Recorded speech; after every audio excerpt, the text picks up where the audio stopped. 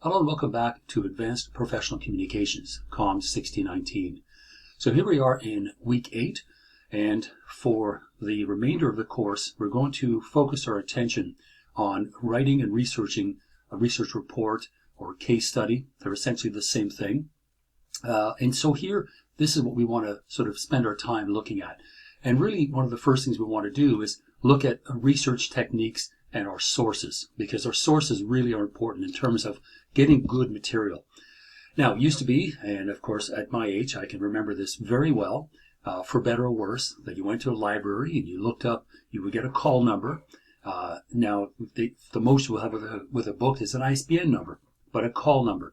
Then you would go to either walk to the library or go up the elevator, you find the book, you sign out the book, and hopefully, as it says here, you don't lose the book because it may be expensive and it's got to come out of your pocket.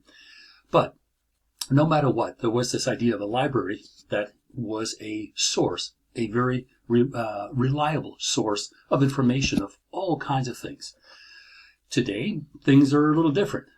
We have the internet, and again, for better or worse, because let's just stop and think for a moment of what kind of revolutionary invention the internet really is. And so, if that's the case, let's take full advantage of it and use the World Wide Web, as it's also known, to get our information. Now, one of the first things you'll find out when you start looking for information, quote unquote, on the web, is there's a whole range of different things that you want to look for. That's what I want to pay attention to today. Because we have our search engines, whether they are Bing or Google or something else. Some are more or less reliable than the next one. And this is kind of what we want to look at, because search engines simply just find information. It doesn't value it in terms of its quality, whether or not it's peer-reviewed, whether or not it is full of factual information, of verifiable information. It just simply presents to you a website. So once you find it, you need to find out for yourself if it is informative or if it's accurate, reliable, authoritative. It could be a blog by someone, and I'm not going to trash someone who runs a blog, or whatever you want to call it. But when you make a statement, you need to be able to back it up, right? You need to have some sort of proof of the statement that you're making. And so if you are simply on the web and you set up a page, you really can essentially say almost anything and make it look very rational and reasonable. That's kind of what we suffer from right now. We are drowning in information, but we have very little knowledge. That's kind of what we have to wade through at this point. So compare that to having a book published, something I'm about to do or have done in about a month or so. I've had to jump through a lot of hoops. I've had people read through my work and make corrections, request changes. They've also recommended that I sort of clarify certain things. Where did you get this information? So publishing a book is very different than simply having a blog, right? Because there's no one looking over your shoulder if you're online posting virtually anything. So there is more factual evidence in a book, more or less, and I'm comparing it only to a blog where that person can simply post whatever information they think is relevant. Now, when you are searching through the web, you're using either Google Scholar or regular Google. You go to Wikipedia. All of these pages are useful in and on their own. But what you want to look at is how authoritative is that site, that particular website you've gone to. Is it an individual, right? Is it simply a blog or vlog? Is it posted on behalf of an institution? Stats Canada, New York University. Is it a .org website where it is an organization? Those things really matter, because if you are looking for credible and factual information, you're more likely to find it within an institution or an organization, because those websites really have a reputation to maintain. And if they start posting just all kinds of crap, let's say, because that's what it is, their credentials are going to go down the toilet, literally, if you want to keep the crap metaphor going. So what kind of experience or expertise or credentials do the authors or the single author have in this, in the information that they present to us? Okay, can we contact these people for verification? or follow-up information. If there is no contact us page or link, there's something wrong here. So when we're researching, we want to make sure that we're doing it correctly, safely, accurately. So if we're looking for websites that end in either edu, which are educational, .org, nonprofit organizations, .com are commercial sites. And that's really what the COM stands for, commercial site. Now, you can be selling music or movies or whatever. You can do all kinds of things on a .com site. And you can certainly have, credible information there. But when you are looking at it, .edu, .org, those have that sort of added sort of protection, we'll say, for the user that it is a legitimate site, right? And so Government of Canada, those sites, gc.ca, especially if you're looking for statistical information, that's really where you want to go, because Stats Canada generate the facts that are used by others in writing their reports and their case studies of one sort or another. Okay, so here's a short list of websites, each of them with a variety of credibility issues. They're explicitly there. CBC News World, Canada.gc.ca, statscan.ca. Those are somewhat legitimate in the sense that they are government agencies. Now, say what you will about the government. There are some people who think that their government is corrupt and so on. That's for a different day. But for right now, in terms of the credibility of those websites, the first three are pretty legitimate. Now we start moving towards Fox News, which is heavily biased to the right. And over the last 4 years have peddled all kinds of conspiracy theories, if not outright lies, about American elections and American positions on certain things. So you're treading on dangerous ground if you go to Fox News to look for credible information. If you want to see what the other side is doing, if you happen to be someone that leans to the left rather than the right, and Fox News is somewhere you would go in order to spy, right? To spy on the enemy. If you are right-wing, then Fox News is right up your alley, right? That's what you want to hear. So as long as you are aware of that bias, then any one of those websites, MSNBC, it leans a little bit to the left. But the problem is, none of these websites have, or the TV stations as well, none of these sites have explicitly told the viewer where they stand on certain things. They're not wearing T-shirts saying I'm left wing or I'm right wing. You kind of have to figure it out for yourself. And so when you are looking at news sources, keep in mind the overall tenor, the overall viewpoint or worldview that they present to you about the world at large, especially issues around, say, gun control in the U.S., immigration. Those are usually what are called hot button issues, right? That are divisive. So voter fraud, depending on that's the topic, that will tell you very quickly what side of the fence these groups are on. So I'm not saying that MSNBC or CBC is perfect. No, they're also biased, but they're biased in a different way. And what we need to be aware of is what that bias actually is. Now, The Onion, I believe, is still around. I mean, it's a comedy source. It's a satirical, basically, as it says, America's finest news source. Well, The Onion is for satire. And sometimes the satire is so well done that you will sometimes mistake it for the real news, because it's very sly and very effective in how it presents a fake news story. So consider it a warning if you somehow stumble across The Onion and start believing what you're reading. Just be very careful. It's very well done. Now, whitehouse.gov.org, these are, again, allegedly, they should be better. They, for the last 4 years, a little dicey, but things seem to be sort of, straightening out on their own. The New York Times, again, traditionally a fairly reliable source. Basically, whenever they publish something, they make sure that they check their facts. So can we say that of other news sources? Probably not. Because therein lies the problem. If you are looking at something and it really just boils down to a kind of blog or vlog, we need to be careful, right? We need to look at how these ideas, which are essentially just opinions, are presented to us. Are they presented to us as facts? And if they're not, okay, what's going on? What's the agenda here? What's the bias behind these things? Okay, now, let's face it, every student uses Wikipedia, and I'll be honest, lots of instructors use Wikipedia as well.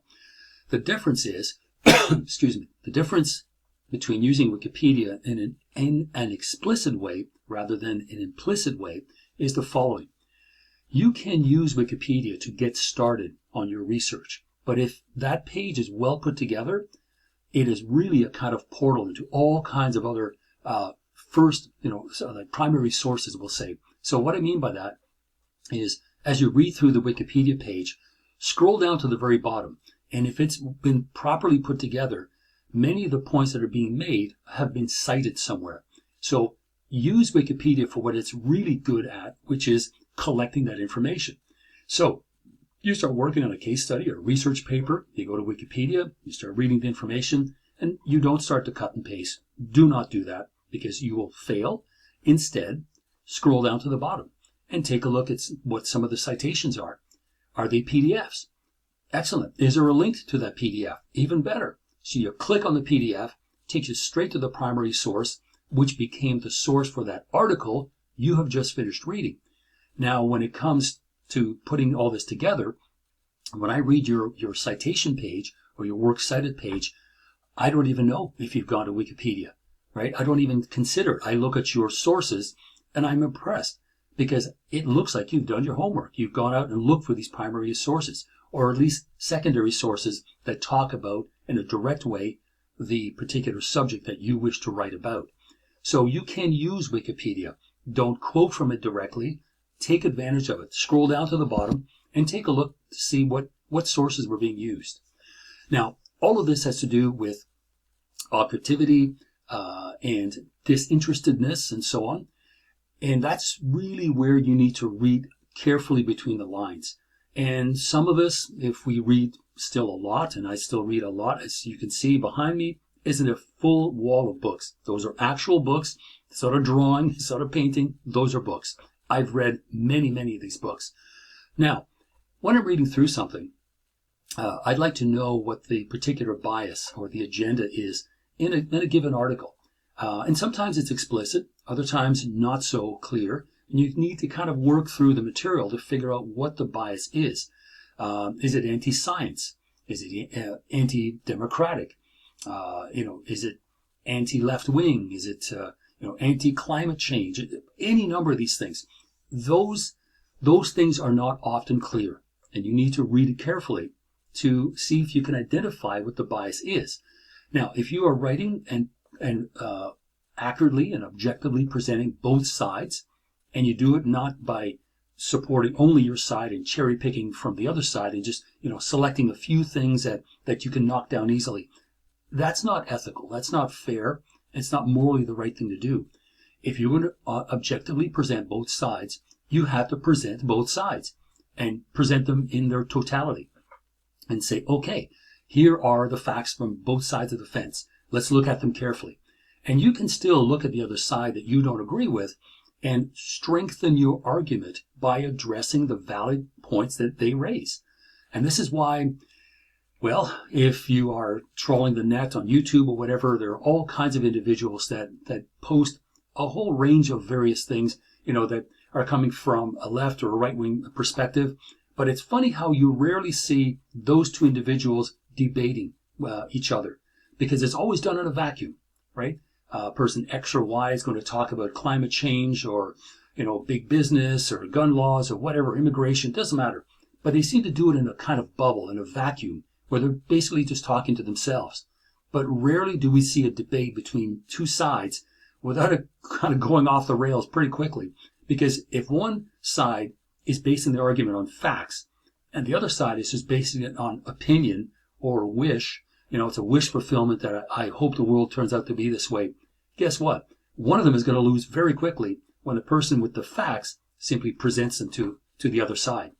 So it's rare you see that, but if you do encounter that, watch it carefully and see who that intended audience is, because that really says a lot about the objectivity of that paper. So articles, news sources, print or TV or radio or whatever, all have biases and they have agendas. Now, the problem these days with corporate news is the agenda is often economic, right? It has to do with money in the sense that a very negative news story that reflects negatively against the company that happens to own that news source, what do you think the chances are of hearing about that news item in the first place? Pretty well nil, because the company owns the news outlet. And the more news outlets that are owned by fewer and fewer companies, the more those companies can control the news flow in the first place. So let's say an oil spill somewhere, let's say if an oil company owns a news network, the likelihood of hearing about that oil spill is pretty slim. Now, that doesn't mean that we only read that newspaper or watch that TV station. We can find our news somewhere else. And I would say to you, the best way for you to know about the world as maybe not objectively as possible, but in a widest enough or wide scope, is to look at different sources. And so you can read from a variety of different news sources online as well. And if you speak other languages, you'll be lucky enough. In my case, French and English I'm fluent in. I can read a little bit of Italian. But that gives me potentially 3 different sources from 3 different sort of points of view. And some of you I know can speak 3 or 4 other languages because you learned that in school or you're familiar with that. Take advantage of that. Take advantage of the fact that you can read different languages and get different perspectives on the same story. And as soon as you do that, you'll be able to spot the biases and agendas very, very quickly. Because all of a sudden in one language, one story appears one way, and in another language, completely different. Okay, where's the truth, right? The truth is kind of in the middle somewhere, and you sort of have to figure it out. So those kinds of things are really good. It sounds like we're kind of lost in the mire of just garbage information. There's a lot of garbage, and a lot of it is passed off as information. But the more news sources that you experience and interact with, the slightly more realistic view of the world you will have. If you look only at one source, let's say you look only at Fox News, it's going to be difficult for you to figure out what is going on because it is so myopic. It's so sort of centered around one point of view or one perspective. So you want to make sure that those sources are objective. You need to be able to sort of identify the biases or agendas exactly. There's also currency, right? Is this information accurate? Is it up to date? If you get to a source, let's say a web page, and half the links don't work, it kind of makes you wonder, like, just how useful is that site? Some pages are updated regularly, and you'll see that posted either at the very top or at the very bottom of the text that you're reading. I've seen it where it's posted on both the top and bottom, so you don't miss it. So you want current information, you want objective information, you want useful information. So is the website set up so that you can navigate through it quite easily? You scroll down to the bottom, you might find information, contact us, mission statement, that kind of stuff. And that's good because there you will find explicitly stated or not what their mission statement is, to present news. Well, if it says we're going to present news as entertainment, click off that immediately because there anything goes. Virtually anything can be presented to you as quote unquote news. So news as entertainment, that's the last thing you want to look at. That is highly unreliable. It might be fun to look at, sure, but is it reliable and useful? No, it's not. So if a site is easy to navigate through and mission statements and the contact us links are there and they work, that's good. The intended audience of that website should also be clearly stated. We get a sense of who the ideal reader is. You may require a little bit of knowledge on something, whether it's a website based on computer technology or architecture, project management. Those things, if you know that world, you'll be able to spot pretty quickly if this thing is reliable and useful. If you know even a little bit about that field of study, you'll know whether or not it's been put together properly. So as you're working through your material and you're looking to see what you've got, certainly books are a go-to source. Now, right now, because of the school being closed, it's a lot more difficult to get into the library to get that kind of information. And to be honest, I'm not even sure if libraries are open downtown or across the city or wherever you are, right? Because I know some of you are not here in London, Ontario. But books, primarily speaking, are useful and reliable. And you can go back and read all kinds of different passages, and you can identify and cite something on a page number, a reprint or an original. All those things are useful. Now, good for background information, overview. For example, the book that's coming out, we're not quite in the proper date yet, but mine that's coming out shortly is more an information book, because the people I'm writing about, they came into existence between 1957 and 1972. So long since finished. But what I'm looking at is some of the ideas that are still relevant. And then I kind of go with that.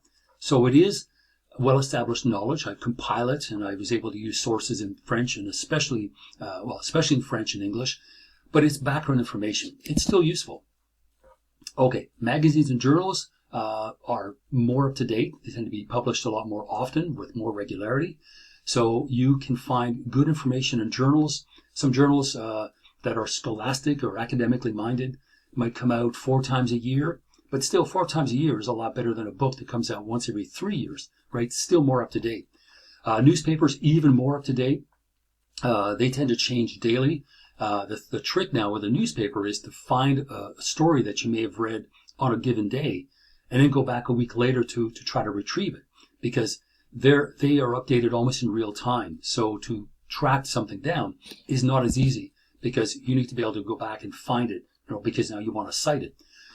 Government sources are also very good. Government documents and reports are reliable. They can be specific to something. Stats Canada information is always very useful. Any kind of product literature, like I don't mean a how-to manual, like that's just information on a particular product. That's also good because it has specs, right? Specifications of various sorts. It really depends on what the notion of your research report hinges on. What are you looking for? What is your main thesis? What are you trying to do? What are you trying to find out? All of that will matter as you start looking through this information. You can also look up interviews, right? They're certainly a lot less difficult than setting one up for yourself, because you have to go and interview people, you have to contact them, set up an interview time, you have to do a lot of your own homework. Sure, that can be done, but it is a lot of work. So instead, you can at least avail yourself of interviews done with the same person, but by someone else, because you should be able to get some relevant information. Okay, library journals, the database, the digital library that is available through FOL is very good, because these are academic journals that are scholarly, they're peer-reviewed. These are articles written by experts. So why is that important? Because when you are using these articles written by experts, you're kind of standing on the shoulders of giants. So let's say you come up with a main idea, like your main thesis is the following, X or Y. Now you turn to these journals and you start finding people that agree with you. That's pretty cool, right? That's pretty all right, because now you just had a hunch about something and you start doing the research, and lo and behold, it turns out that others agree with you. So now you can go from just an opinion or a hunch or a hypothesis to something that is factual. And it becomes factual because now you draw on these academic journals that support your point of view. They support your main thesis. That's what makes an interesting idea into something that is useful and factual and worth knowing, because you've done the homework, in the sense that you may not have done the actual lab work or the interviews or statistical analysis, but you are relying on someone else's skill and experience and wisdom in that field, right? Because they are experts. So you're relying on their expertise to make you look good. So nothing wrong with that. So academic journals, absolutely for sure, because these are peer-reviewed, and so because they're peer-reviewed, these are other experts that are able to verify the factual nature of this information. Now, do avail yourselves of the digital library, because it does cost a school a lot of money. Normally, if we're in a classroom setting, I would open it up and we would navigate through it, but there is there is real use in using that digital library. When you first start out, it is kind of almost kind of scary looking. But what you want to do is become comfortable in using it. And that happens when you start understanding how to input information that will really sort of fine-tune your search. So the virtual library, I mean, this is from a few years ago. It's an older version of software, but essentially the same thing is there. EBSCO, if you're in nursing and health sciences, there are specific websites. If you're studying film, there's, again, specific databases for you. It depends on what you're doing. And so the virtual library, by the very nature of the research, you will be able to fine-tune your search. So academic search, Canadian References Center. If you're looking about something that happened in Johannesburg in South Africa, clearly you're not going to go to the Canadian Reference Center, right? It's useless unless there's some Canadian connection. So you can start by finding the proper database, and you just keep looking, and you put information in there and say, okay, I want it to go from this date to that date. What are my keywords? Am I looking for an author? Am I looking for a particular idea? All of that will allow you to fine-tune your research, because if you don't, you will end up with, let's say, the first page of 7,000 different entries. No, you want to end up having maybe 30 entries. Right? You want to fine-tune it as much as you can. You can do it by date, by changing keywords, by asking for a specific author or authors, anything to fine-tune it and reduce the number of hits. So you have to make it something manageable, because if you don't, you'll end up with 10,000 hits and just not enough time to go through the first 100. So be very, very specific. So you can refine your search, you can broaden it or narrow it, whatever you need to do. Now, unfortunately, you can't ask a librarian because we're not in school right now. But certainly as you become more comfortable using it, you will find that the digital library is very, very useful. Now, when you find something, you can either download it, you can put it onto a USB stick, you can email it to yourself, whatever it is you need to do to be able to retrieve that information. Because it's one thing to find it, but it's another one to be able to go back and look at it later on at home or later that day somewhere else. You need to have access to it.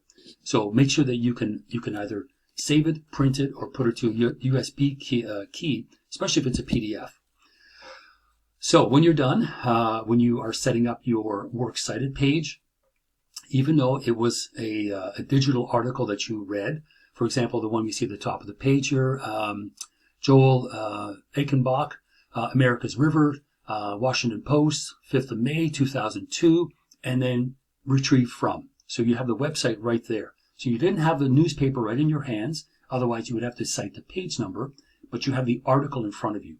So we have the author's name, the name of the article, where it was found, the Washington Post, the date, and then the website where you found it.